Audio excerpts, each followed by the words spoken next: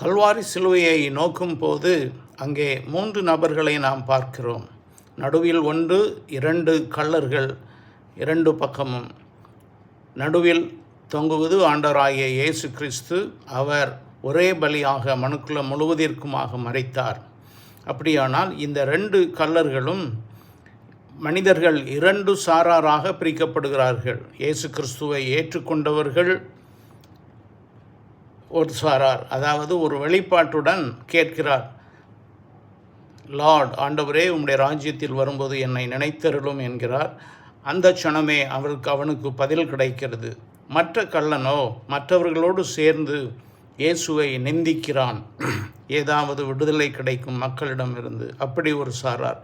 முழு மனுக்குலமும் 2ஆக பிரிக்கப்படுகிறது. ஆனால் மத்தியில் தொங்கிய நாம் பொதுவாக பரபாஸ் என்போம்.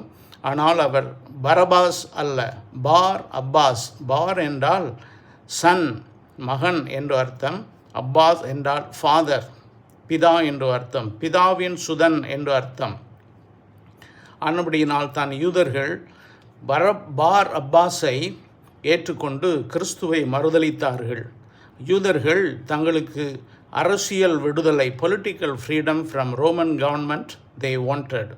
ஆனபடியினாலே அவன் கொண்டு வருவான் என்று கிறிஸ்து இயேசுவை, தங்களுடைய மெய்யான மேசியாவை, இரட்சகரை ஒப்பு கொடுத்தார்கள். ஆனால் அது it is a predetermined plan of God.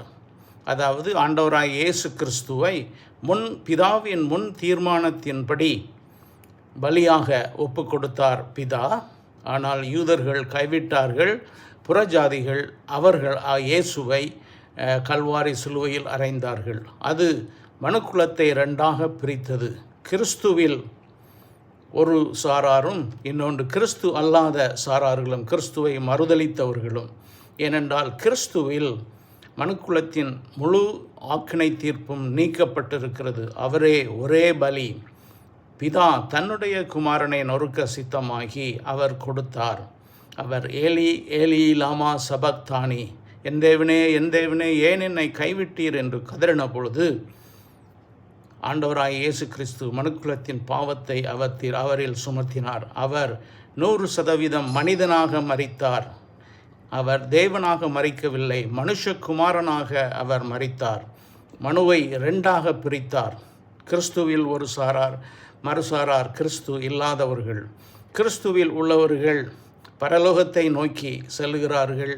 கிறிஸ்து அல்லாதவர்கள் நரகத்தை நோக்கி நடைபோடுகிறார்கள். உங்களுடைய பார்வை எப்படி?